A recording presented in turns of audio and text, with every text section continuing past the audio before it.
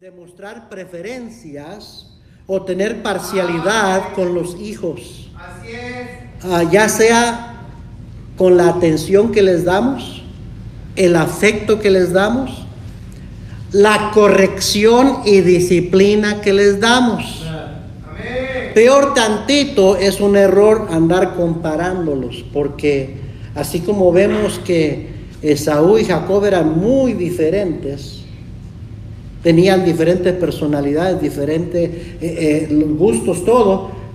Los padres sabemos que los hijos son bien diferentes uno del otro.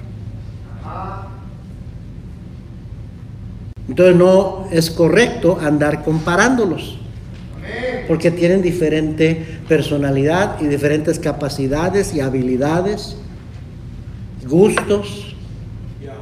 ¿Me está siguiendo, hermano?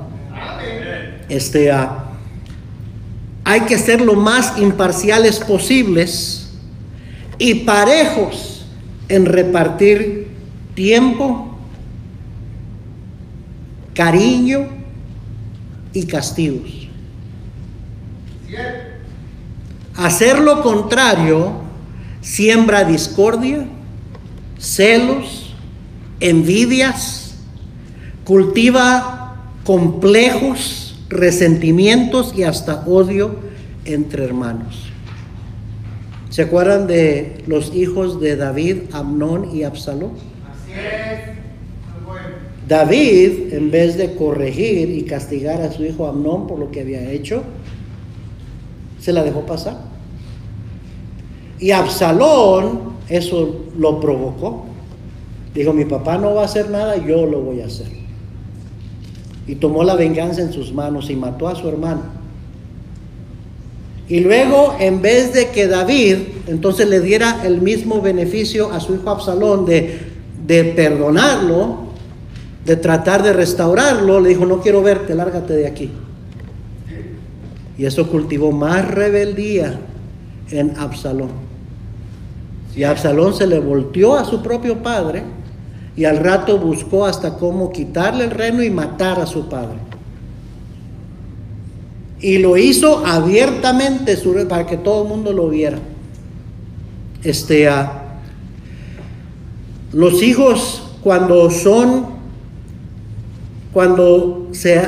como padres tenemos preferencias o hacemos parcialidad con ellos, cría cinismo en los hijos. Y si usted ve la definición de cinismo, quiere decir doctrina de los cínicos, que expresa desdén y desprecio hacia las convenciones sociales y las normas y valores morales. También dice impudencia, obscenidad descarada. Eso es lo que uno provoca a los hijos cuando uno no es imparcial con ellos. Así es. ¿Me está siguiendo? No podemos tratar a uno diferente que otro, o sea, darle más tiempo, más cariño, platicar más con él o con ella, o corregir a uno más que al otro. Es tener expectativas más altas de uno que del otro, porque eso va a crear, vuelvo a repetir, va a sembrar discordia, celos, envidias, va a cultivar complejos, resentimientos y hasta odio entre hermanos. Puede llegar a suceder.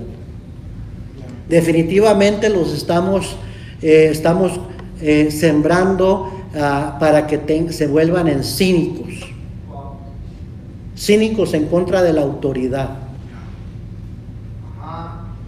¿Me está siguiendo? Padre, madre, asegúrese lo más que usted pueda darles el mismo tiempo, la misma atención, el mismo afecto, la misma instrucción, la misma corrección, la misma disciplina. A veces somos más estrictos con el primero y con el más chico somos más consentidores. Y no nos damos cuenta que estamos creando una terrible actitud en el más chico por ser el consentido, por ser el mimado, por ser el chiqueado. Va a crecer, no va a ser niño para siempre y se le va a acabar lo cute. Se le va a acabar lo cute a la niña, al niño, y sus hermanos le van a tener desdén. Le van a decir desconsentido mamá y papá. A mí mi papá nunca me dejaba pasar esto, pero a ti.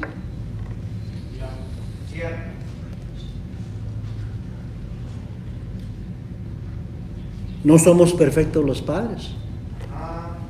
Somos pecadores y como pecadores fallamos. Nos equivocamos. Cuando cometemos un error y el Espíritu Santo nos hace ver una predicación, una enseñanza. Ahorita vamos a ir a que nos empapen de enseñanza del matrimonio y del hogar. Y sin duda usted va a escuchar cosas para corregir su hogar en algunas áreas. Y el sabio reconoce la corrección y dice: estoy actuando mal, estoy haciendo mal. Y confiéselo a sus hijos. Pídales disculpas a sus hijos, sea sincero, sea sincera. Eso va a hacer más por ganar el corazón de ellos y el respeto de ellos que cualquier otra cosa. Así es. Pero yo no sé usted, la generación antes de mí, para que papá y mamá reconocieran que estaban mal y que tenían la culpa, eso nunca se hacía. Así castigaran mal a un hijo y se den cuenta que él no tuvo la culpa, que fue el otro hermano, lo que sea. No le pedían perdón al hijo, no le decían me equivoqué. Nunca que un papá, que una mamá tuviera que decirle a un hijo, a una hija: perdóname hijo, me equivoqué. Eso, la generación anterior no hacían eso. Y por eso tanto hijo crecía con hasta un coraje, un desdén hacia sus padres, hacia la autoridad en general. Se volvían cínicos porque veían los errores de sus padres y luego la actitud de no querer reconocer: me equivoqué. No cometamos ese error nosotros los cristianos. Amén. No hay cosa que hace perder el corazón de un hijo más rápido que eso. Así es. Y recuerde, si usted quiere que sus hijos le obedezcan y le honren y hagan lo que usted quiere, usted tiene que tener el corazón de ellos. Dios dice en su palabra: dame, hijo mío, tu corazón y miren tus ojos por mis caminos. En otras palabras, cuando tú tienes el corazón de tus hijos, lo que va a seguir como resultado es la obediencia de tus hijos. Pero cuando no tienes el corazón de tus hijos, no te van a obedecer, no te van a honrar. Cierto. Y esa es una de las cosas que hace perder el corazón de los hijos. Padres que no son genuinos, que no son sinceros, que no reconocen cuando la regué, me equivoqué. Tu comportamiento, hijo, hija, es resultado de mi malcrianza, de que no te corregí, de que no te instruí. Por eso te estás comportando como te estás comportando. Perdóname, necesitas cambiar. Yo necesito cambiar. Yo estoy tratando de cambiar. Estoy orando por ti para que tú también cambies. Así es. No hay lugar para la soberbia, para el orgullo, porque ese es el obstáculo más grande para poder hacer eso. Amén. Amén.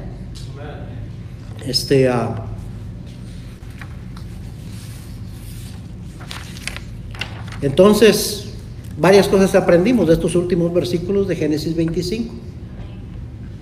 Que es importante, no nada más que nuestros hijos se casen con un creyente, con una creyente, pero que se casen con un creyente de buen carácter.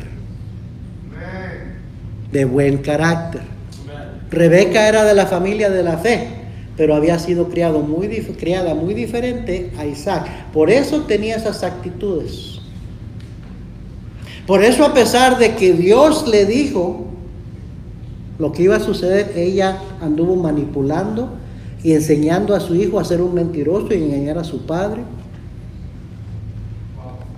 Cuando ella sabía, Dios se lo había dicho. Pero la Biblia dice que el único que sabe y hace lo contrario es un necio. ¿Y sabe lo que pasó con el hogar de Rebeca? Perdió su hogar. Porque si pierdes la confianza de tu esposo, si un esposo no puede confiar en su esposa, si los hijos andan odiándose y queriéndose matar uno al otro, ya perdiste tu hogar, hermano. Has perdido tu hogar. ¿Sí me estás siguiendo? Amén. Finalmente manda a su hijo que se vaya lejos para que su hermano no lo mate. Dice, después regresa, ya nunca volvió a ver a Jacob. Qué triste ha de haber sido la vida de Rebeca, pero era necia. Y la mujer necia con sus manos derriba su hogar. Amén. Estamos ahorita aprendiendo en la escuela dominical. Creo que la lección de este domingo pasado trató con el principio de la autoridad y cómo debemos sujetarnos a las autoridades. Y muchos, y hombres y mujeres, pero mujeres, les entra por aquí, les sale por aquí. Y luego espera que sus hijos les honren a ustedes, hermanas, les obedezcan a ustedes. Pero usted, el ejemplo que le está dando a sus hijos en casa es completamente lo contrario. Y hasta voltean los ojos y se ríen burlonamente cuando se habla de la sumisión. Pero la mujer necia con sus manos derriba su hogar. Amén. Queremos que Dios bendiga a nuestros hogares, queremos que nuestros hijos crezcan a tener la bendición en sus vidas, que se casen bien en la voluntad de Dios, con una buena pareja, que sean felices, pero creemos que nomás porque oramos eso va a suceder. No, estamos instruyendo a nuestros hijos, estamos enseñándoles, estamos criándolos, están aprendiendo de nuestro ejemplo. Y nuestros hijos van a hacer lo que nosotros somos. Entonces eso pone la presión sobre nosotros de que yo tengo que mejorar. Si quiero que mi hijo aprenda más virtudes mías que lo malo, tengo que esforzarme en ser mejor testimonio para mi hijo. Si no, de seguro va a agarrar todo lo malo de su padre. Amén. Entonces continuemos. Versículo 29. Y guisó Jacob un potaje, y volviendo Esaú del campo cansado, dijo a Jacob: te ruego que me des a comer de ese guiso rojo, pues estoy muy cansado. Por tanto fue llamado su nombre Edom. Ahora, antes de continuar aquí, déjeme volver a decir que el versículo 28 termina diciendo: y amó Isaac a Esaú porque comía de su casa, mas Rebeca amaba a Jacob. Eso ya entendemos que tenían preferencias. Esa parcialidad y favoritismo que sembraron en Isaac y Rebeca se fue cultivando y eventualmente dio su fruto. Dice la Biblia en Gálatas 6:7, no os engañéis, Dios no puede ser burlado, pues todo lo que el hombre sembrare, eso también segará. Entonces lo que se fue sembrando en la crianza de Esaú y de Jacob, llegó el tiempo donde eso dio su fruto. Y entonces vemos en el versículo 29 y versículo 30 y 31 que, bueno, dice que le dice en el versículo 31, Jacob respondió: véndeme en este día tu primogenitura. Entonces dijo Esaú: he aquí yo me voy a morir, ¿para qué me sirve? ¿Para qué pues me servirá la primogenitura? Y dijo Jacob: júramelo en este día. Y él le juró y vendió a Jacob su primogenitura. Lo que vemos suceder entre Jacob y Esaú, su actitud y comportamiento uno con el otro, no es lo normal. Hermanos deberían amarse, hermanos deberían animarse, hermanos deberían ayudarse uno al otro, pero tristemente no es así en muchos hogares. Y bien dice la Biblia: el hermano ofendido es más tenaz que una ciudad fuerte, y las contiendas de los hermanos son como cerrojos de alcázar. A veces las amarguras y los resentimientos y los pleitos de entre hermanos son los más difíciles de arreglar y los que duran más tiempo. Jacob es conocido como suplantador. Eso es lo que significaba su nombre: suplantador, engañador. Y aprovechó la oportunidad al ver a su hermano cansado y con hambre, se aprovechó de él. A Jacob sí le interesaba lo que representaba la primogenitura, era heredar la bendición principal de Abraham. Y me imagino que Rebeca, como era muy astuta, le enseñó a su hijo Jacob lo que la primogenitura significaba. Y sin duda, como ella quería que de alguna manera él heredara esa primogenitura en vez de Esaú. Se está sembrando en la mente, en el corazón de su hijo. Y como Jacob era listo y era astuto también, vio la oportunidad y la tomó. Ya Dios había dicho que el mayor servirá al menor.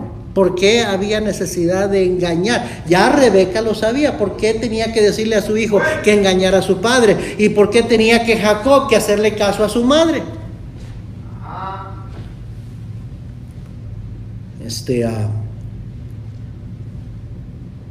Se aprovechó, vio la oportunidad y tomó esa oportunidad.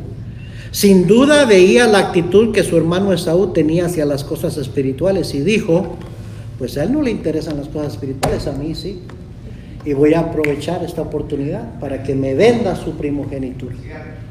Pero estuvo mal Jacob en haberlo hecho de esa forma y de aprovecharse de su hermano.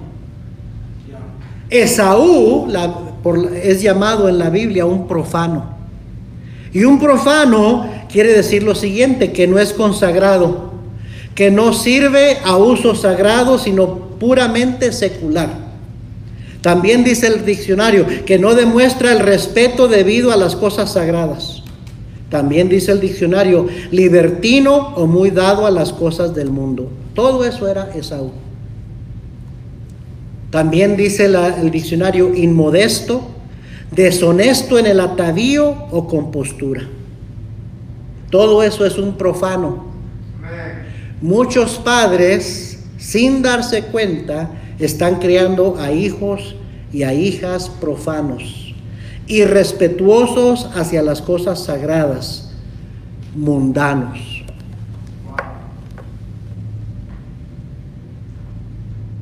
Comienza con dejarlos estar levantándose a ir al baño a cada rato.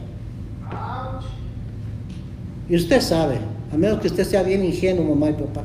Yo he dicho esto, a menos que su hijo o su hija tenga una infección en la vejiga, que tenga incontinencia y por eso tiene que estar yendo al baño cada rato. Pero usted sabe que nomás está yendo por no estar aquí.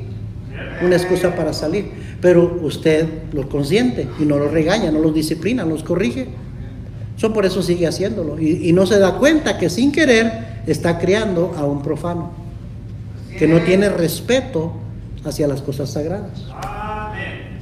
Amén. Cuando estamos ahí viendo la Biblia, usted no se asegura que esté viendo la Biblia.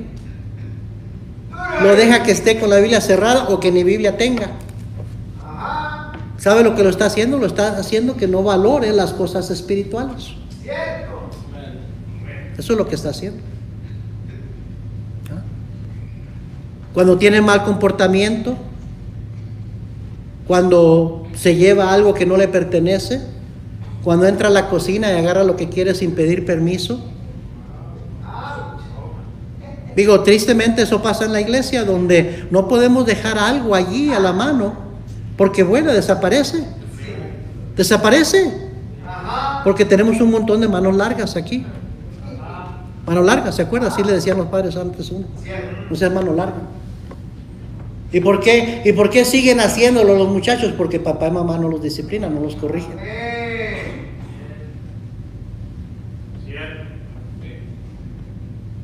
Entonces el comportamiento va empeorando porque no hay corrección, porque no hay expectativa de algo mejor. Están platicando, deja que se sienten amiguitos juntos en la banca y que estén güere y güere durante todo el servicio y usted no les dice nada. Y si un hermano o una hermana tiene que darse la vuelta y decirle shh, o corregir, hey, no estén hablando tanto, se enoja papá y mamá en vez de decir, qué vergüenza que tuvieron que corregir a mi hijo o mi hija porque yo no lo hice. Se enojan porque alguien más se lo corrigió. Yo he dicho muchas veces esto, nadie tiene por qué aguantarle el mal carácter a su hijo o a su hija. Solamente una mamá o un papá alcahuete hace eso. Pero en la escuela En la escuela no tiene por qué aguantarle sus berrinches, sus caprichos, su mal comportamiento a sus hijos. Ni en la iglesia tampoco. Nadie. Por eso dice la Biblia, la vara y la corrección dan sabiduría, mas el hijo consentido avergonzará a su madre. Porque cuando no hacemos lo que tenemos que hacer, después el comportamiento de los hijos es como es afuera y allá nos da vergüenza. Pero ya lo que veo yo hoy en día es que padres no les da vergüenza. Al contrario, no quieren que nadie les diga nada a sus hijitos. Y hasta se indignan y se enojan cuando alguien llega a marcarle, a decirle que tu hijo estaba haciendo esto, diciendo esto. Se indignan, se enojan. Y por eso hasta los maestros en la escuela mejor no dicen nada. Pues que repita el grado, no, ni repiten el grado. Los pasan. Y dicen, yo no me voy a meter en esa bronca. En primer lugar, le voy a decir algo al chamaco y me va a maldecir, me va a decir un montón de majaderías. Y luego, si mando una nota a casa o le llamo a mamá, mamá va a venir y me va a decir un montón de majaderías y groserías a mí también. Entonces, ¿sabe qué? No me importa. Que los chamacos hagan lo que les dé la gana. Y por eso está el sistema educativo como está, y por eso está la sociedad como está. Porque nobody cares, nadie le importa, nadie quiere pleitos. Antes los maestros se interesaban por la conducta de los muchachos. Y antes, cuando los maestros disciplinaban en la escuela, y iba el chamaco a decirle a mamá, a papá en casa que le habían disciplinado, le tocaba otra. Pero cómo han cambiado los tiempos, y por eso mire cómo está la sociedad.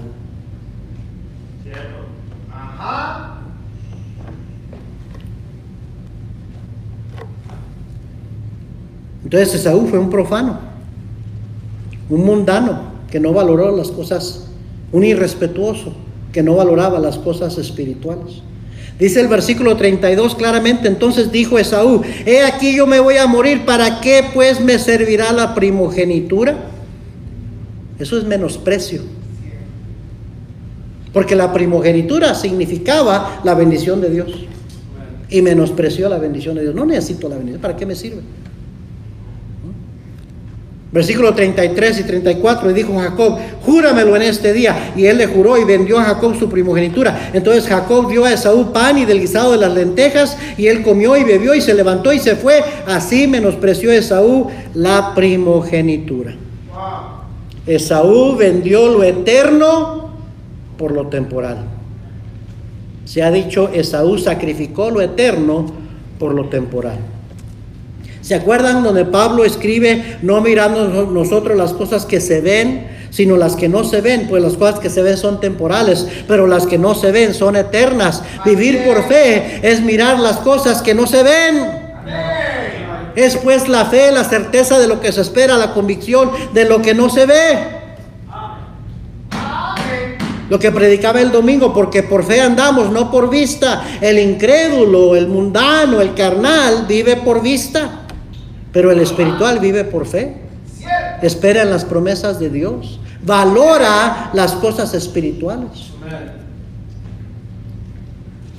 Esaú fue la clase de muchacho que fue criado para producir, para destacarse, para ser valiente, esforzado, que son buenas cualidades, no me malentienda. Pero tuvo una crianza desbalanceada, porque no se le inculcó lo espiritual, el amor y el aprecio por las cosas de Dios. El fracaso fue de Isaac, porque Isaac era el que lo crió a su hijo. Andaba con él, le enseñó a cazar, le enseñó a trabajar con sus manos. Era un hombre rudo, era un hombre trabajador, era un hombre productor, era un hombre valiente, un hombre de campo. Nada de malo con esas virtudes, con esas cualidades. Pero le faltó lo más importante, amar a Dios y valorar las cosas espirituales. Está como aquellos que se preocupan que sus hijos estudien una buena carrera, tengan un buen trabajo, ganen dinero, y lo espiritual, ¿y Dios qué? Pues mi hijo tiene licenciatura, tiene un máster, tiene un diploma en esto, es un profesionista, pero es un inmoral, es un perverso. No puede ni siquiera tener a su familia feliz, no puede retener una sola esposa. Ve pornografía o va al casino o usa drogas o es un bebedor. ¿Y de qué le sirve toda su educación? Cierto. Pero le damos tanto valor a esas cosas materiales. Nos llenamos de orgullo. Y deberíamos de valorar, enseñar a nuestros hijos el valor de amar a Dios y temer a Dios y vivir para Dios primero. Así es. Amén. Amén. Efesios 6:4 dice: y vosotros, padres, no provoquéis a ira a vuestros hijos, sino criarlos en la disciplina o en amonestación, la disciplina del Señor. Pero dice dos cosas: disciplina una, amonestación otra. Amonestación es la palabra de Dios. Un balance. Nosotros debemos criar a nuestros hijos con un balance. Jacob fue criado callado y quieto, dice la Biblia, hogareño, y obviamente apreciando más que su hermano las cosas espirituales, como las promesas de Dios, las bendiciones de Dios. Tristemente también aprendió a ser astuto y engañador.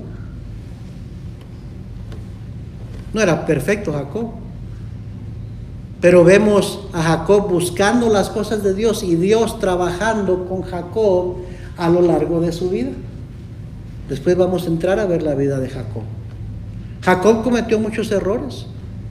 Jacob trató de vivir lejos de la voluntad de Dios por un tiempo, pero volvía y volvía a buscar a Dios una y otra vez. Estaba intentando, tenía temor de Dios, no quería apartarse completamente del todo de Dios, y Dios termina bendiciéndolo una y otra vez. Amén. Entonces, ¿qué es más importante? ¿Ah? Hermano, que nuestros hijos busquen a Dios, no que tengan un buen trabajo, no que tengan una carrera, que teman a Dios, que busquen a Dios. Eso es lo más importante. Dice la Biblia: buscar primeramente Dios y su justicia, y todas estas cosas os serán añadidas, vendrán por añadidura. Dios cuida de sus hijos. Así es. Dios va a bendecir a alguien que le teme y le busca primero. Amén. Amén.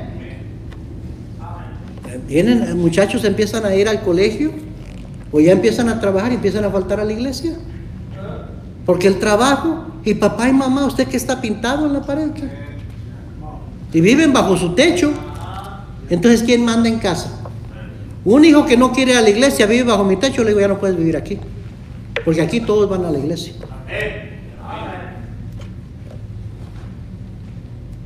Pero hoy en día los hijos hacen lo que les da su gana, y papá y mamá están pintados. ¿Dónde está la autoridad? Hebreos 12, versículo 15. Mirad bien, eso quiere decir tener mucho cuidado. No sea que alguno deje de alcanzar la gracia de Dios, que brotando alguna raíz de amargura os estorbe y por ella muchos sean contaminados. Pero seguimos leyendo, versículo 16. No sea que haya algún fornicario o profano como Esaú, que por una sola comida vendió su primogenitura. Porque ya sabéis que aún después, deseando heredar la bendición, fue desechado y no hubo oportunidad para el arrepentimiento, aunque lo procuró con lágrimas.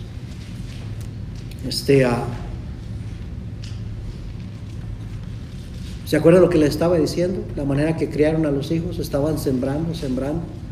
Y aquí Dios claramente menciona la amargura en el contexto, refiriéndose a Esaú.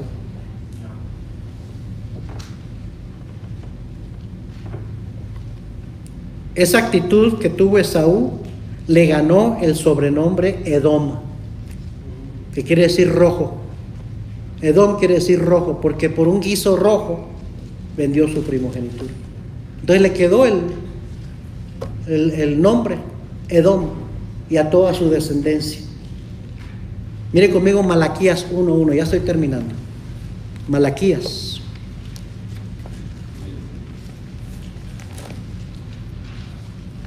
Malaquías 1:1.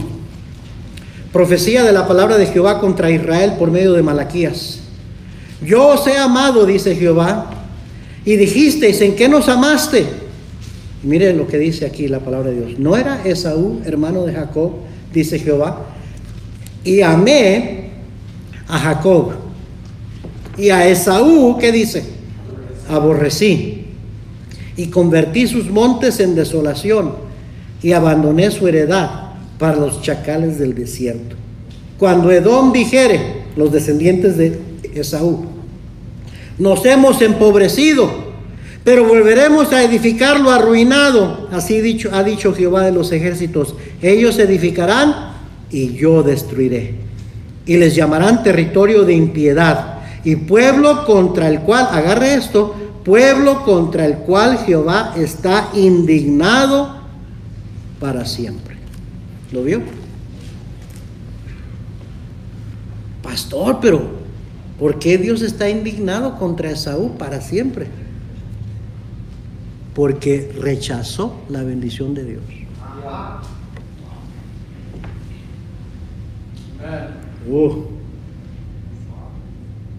Eso debería de darnos mucho pausa, mucho temor como padres. Porque queremos que Dios bendiga a nuestros hijos. Y nuestros hijos deberían de heredar bendición de Dios, porque Dios prometió que aquellos que le temen, que Él bendeciría hasta la tercera y cuarta generación de ellos. ¿Sí o no? Pero si no tenemos cuidado en cómo los estamos criando, lo que les estamos enseñando a valorar, podemos hacerlos unos profanos, que desprecien, que no valoren lo espiritual y que pierdan la bendición de Dios y que Dios no quiera nada con ellos. Wow. Qué injusto es Dios, piensan algunos. Mire, Romanos 9. Romanos 9. Último pasaje. Romanos 9.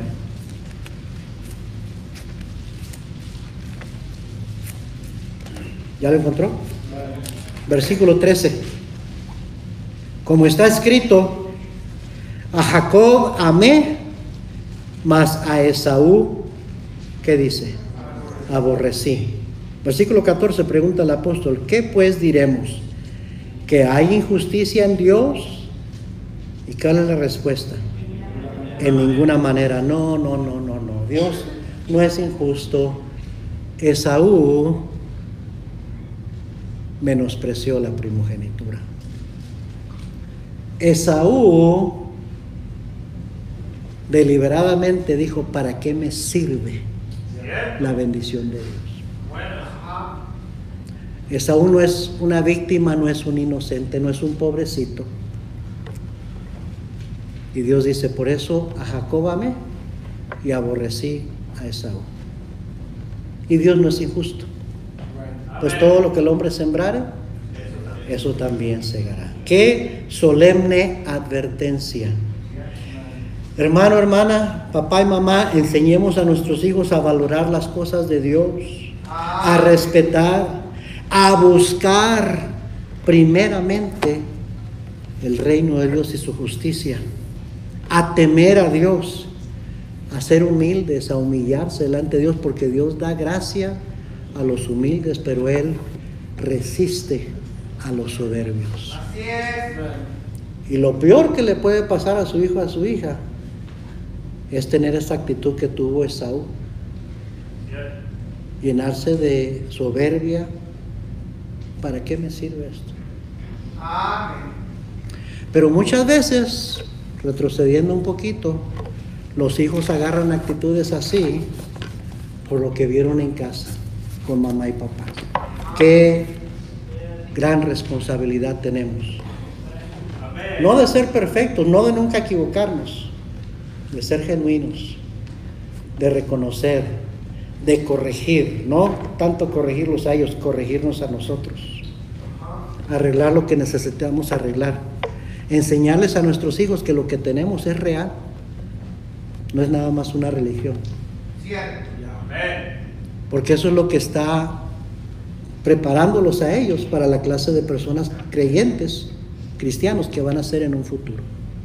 Amén, hermanos. Ojalá que esto les sirva para algo. Estamos, los padres cristianos, hay presión. Los hijos dan mucha presión. Los hijos son de mucha bendición, pero los hijos son una grave responsabilidad. Y dan mucha presión a los padres. Al padre que le importa, porque hay unos que no les importa, que son bien egoístas, bien carnales. Pero el padre espiritual que sí le importa, vive siempre con la presión de orar, de velar por el comportamiento de los hijos, de asegurarse que sus hijos primeramente son salvos, segundo que están caminando con el Señor, que temen a Dios, que aman a Dios, que buscan las cosas de Dios, que se consagran en su vida, que no son una bola de mundanos profanos, sino que son reales, sinceros, porque queremos que cuando ya no estemos nosotros, cuando ellos ya salgan del hogar y formen su hogar, que tengan la bendición de Dios sobre sus vidas. Amén. ¿Sí o no? Vamos a orar todos.